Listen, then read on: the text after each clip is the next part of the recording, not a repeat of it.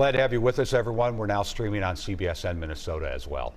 Former Minneapolis police officer Derek Chauvin is in police custody, charged with murder and manslaughter. Chauvin is the officer pictured with his knee on the neck of George Floyd for nearly 9 minutes. For nearly 3 minutes, prosecutors say Floyd was not responsive. BCA agents took Chauvin into custody just before noon in Minneapolis today. The charges against him are third-degree murder and second-degree manslaughter. Esme Murphy was there as prosecutors announced the charges. Former Minneapolis police officer Derek Chauvin has been charged by the Hennepin County Attorney's Office with murder and with manslaughter. County Attorney Mike Freeman left open the possibility of more charges against Derek Chauvin, as well as charges against the other 3 officers. The investigation is ongoing.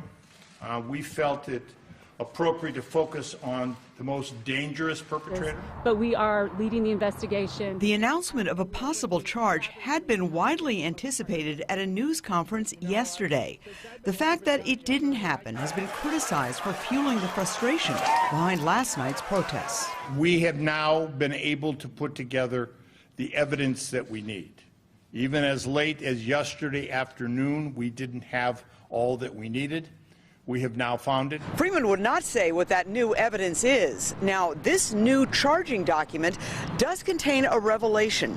It says Floyd did not die of strangulation or asphyxiation. The document says Floyd had heart disease and that the combined effects of Mr. Floyd being restrained by the police, his underlying health conditions, and any potential intoxicants in his system likely contributed to his death. The third-degree murder charge is the same charge Freeman used to successfully prosecute Minneapolis police officer Mohammed Noor in the 2017 death of Justine Ruszczyk-Damond. Noor is now serving 12.5 years in prison. Esme Murphy, WCCO 4 News. U.S. Attorney General William Barr says the Department of Justice and the FBI are conducting an independent investigation as well to determine if any federal civil rights laws were violated in the death of George Floyd. After 2 nights of violence, Governor Tim Walz has put a temporary nighttime curfew into place. Unless you are traveling for work or you have an emergency, no one is allowed to be on the streets of Minneapolis or St. Paul starting at 8 o'clock tonight until 6 tomorrow morning.